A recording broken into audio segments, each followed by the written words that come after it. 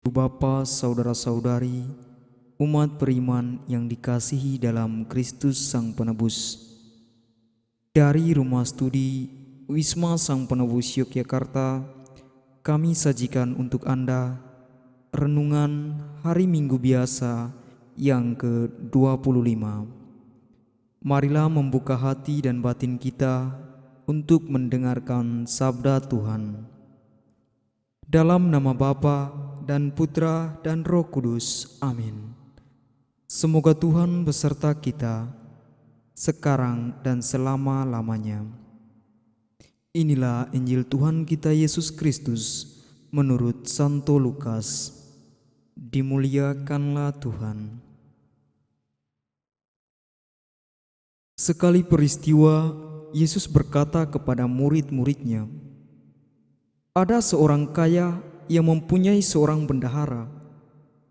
Kepadanya disampaikan tuduhan bahwa bendahara itu menghamburkan miliknya. Lalu si kaya itu memanggil bendahara itu dan berkata, 'Apakah yang telah kudengar tentang engkau? Berilah pertanggungjawaban atas urusanmu, sebab engkau tidak boleh lagi bekerja sebagai bendahara.' Berkatalah bendahara itu dalam hatinya, 'Apa yang harus kuperbuat? Tuanku memecat aku dari jabatanku sebagai bendahara. Mencangkul aku tidak dapat, mengemis aku malu. Aku tahu apa yang akan kuperbuat, supaya apabila aku dipecat dari jabatanku sebagai bendahara, ada orang yang akan menampung aku di rumah mereka.' Lalu bendahara itu memanggil satu demi satu orang yang berutang kepada tuannya. Katanya kepada yang pertama, 'Berapakah utangmu kepada tuanku?' Jawab orang itu, 100 tempayan minyak. Lalu kata bendahara itu kepadanya, 'Inilah surat utangmu. Duduklah dan buatlah surat utang lain sekarang juga, 50 tempayan.' Kemudian ia berkata kepada yang kedua, 'Dan saudara, berapakah utangmu?' Jawab orang itu, 100 pikul gandum. Katanya kepada orang ini, 'Inilah surat utangmu. Buatlah surat utang lain, 80 pikul.' Bendahara yang tidak jujur itu dipuji oleh tuannya karena ia telah bertindak dengan cerdik. Sebab anak-anak dunia ini lebih cerdik terhadap sesamanya daripada anak-anak terang. Maka aku berkata kepadamu, ikatlah persahabatan dengan mempergunakan mamon yang tidak jujur, supaya jika mamon itu tidak dapat menolong lagi, kamu diterima di dalam kemah abadi. Barang siapa setia dalam perkara-perkara kecil, ia juga setia dalam perkara-perkara besar. Dan barang siapa tidak benar dalam perkara-perkara kecil, ia tidak benar juga dalam perkara-perkara besar. Jadi, jika kamu tidak setia dalam hal mamon yang tidak jujur, siapakah yang akan mempercayakan harta sejati kepadamu? Dan jika kamu tidak setia dalam harta orang lain, siapakah yang akan menyerahkan hartamu sendiri kepadamu? Seorang hamba tidak dapat mengabdi kepada dua tuan, karena jika demikian, ia akan membenci yang seorang dan mengasihi yang lain, atau ia akan setia kepada yang seorang dan tidak mengindahkan yang lain. Kamu tidak dapat mengabdi kepada Allah dan kepada Mamon." Demikianlah Injil Tuhan. Terpujilah Kristus. Ibu bapa, saudara-saudari, umat beriman yang dikasihi dalam Kristus Sang Penebus. Ibu bapa, saudara-saudari, umat beriman yang dikasihi dalam Kristus. Selamat berhari Minggu untuk kita semua. Berkah dalam. Kisah dalam bacaan Injil tadi merupakan kisah yang cukup familiar bagi kita. Bendahara yang tidak jujur akan kehilangan pekerjaannya karena dia telah menyalahgunakan aset majikannya.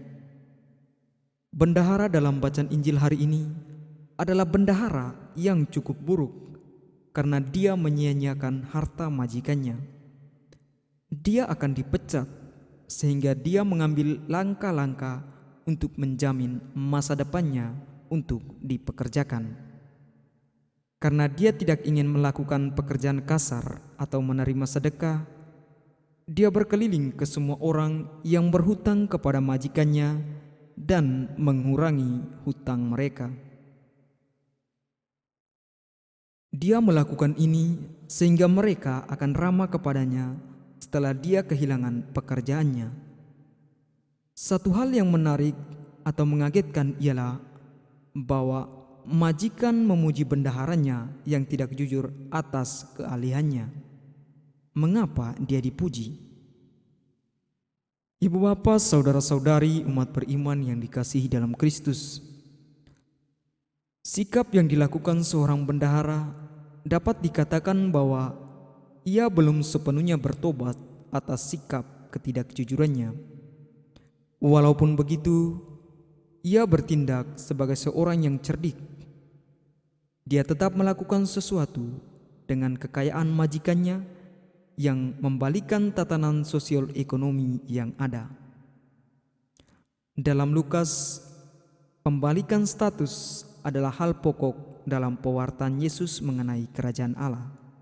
Misalnya, yang kuat ditundukkan dan yang rendah ditinggikan, yang lapar dipuaskan dan yang kaya dibiarkan pergi dalam keadaan kosong atau tangan hampa.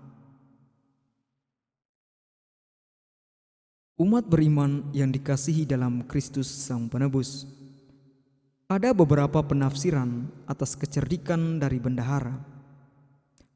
Ada yang menafsirkan bahwa bendahara telah mengurangi komisinya sendiri untuk hutang orang lain yang berhutang pada majikannya. Inilah yang dipuji. Namun, ada juga yang lain yang telah menafsirkan secara lebih umum bahwa majikan hanya memuji bendahara karena menanggapi dengan cerdik dalam keadaan yang sulit. Kata cerdik di sini dapat diterjemahkan sebagai kata bijaksana.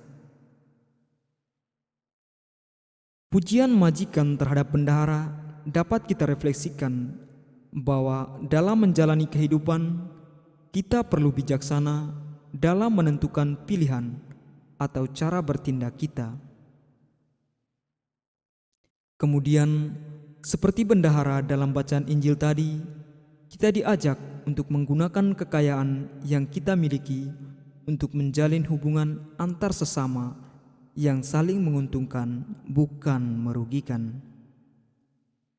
Dunia sekarang tentu masih saja akan kita jumpai dengan orang-orang yang sungguh hidup dalam keegoan harta atau kekuasaan untuk menindas ataupun mengeksploitasi orang lain.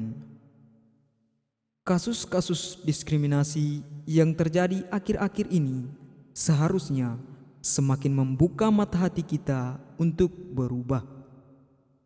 Bijaksanalah dalam tindakan dan perkataan. Ibu bapa, saudara-saudari, umat beriman yang dikasihi dalam Kristus Sang Penebus.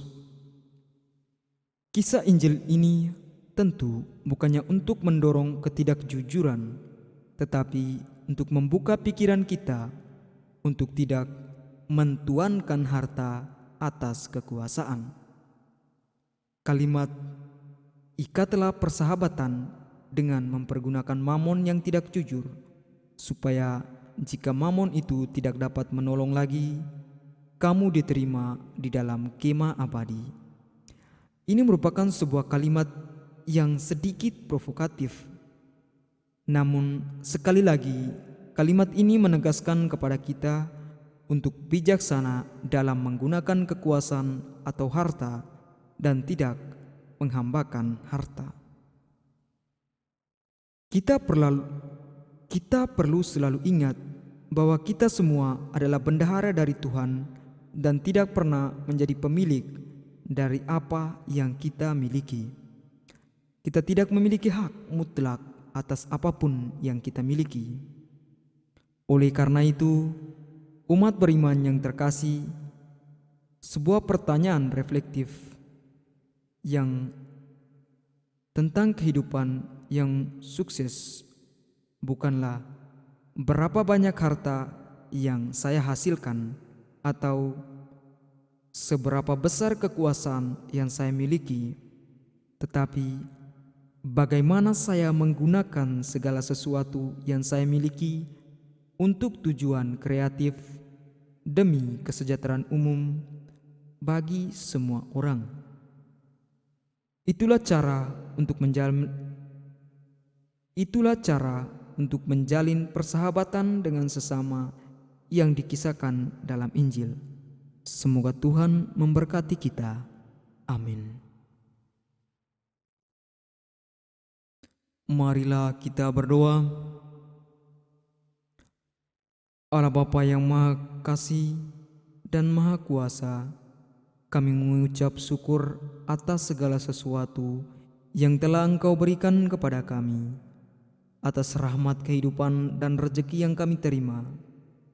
Kami mohon kiranya Engkau senantiasa membimbing dan mengarahkan hati kami, sehingga kami tidak jatuh dalam keegoan hati yang hanya mementingkan diri sendiri tanpa mempedulikan sesama kami. Tuntunlah kami agar senantiasa terarah kepada bimbingan-Mu. Kami juga berdoa bagi semua orang, bagi pemerintah dan penguasa, agar kami dapat hidup aman dan tentram dalam segala kesalehan dan kehormatan. Oleh karena sabda-Mu hari ini, kami semakin diteguhkan dengan harapan dan cinta yang tulus. Dengan pengantaran Yesus Kristus Putra-Mu Tuhan kami, yang bersama Dikau dalam persatuan dengan Roh Kudus, hidup dan berkuasa kini dan sepanjang segala masa. Amin. Dalam nama Bapa dan Putra dan Roh Kudus. Amin.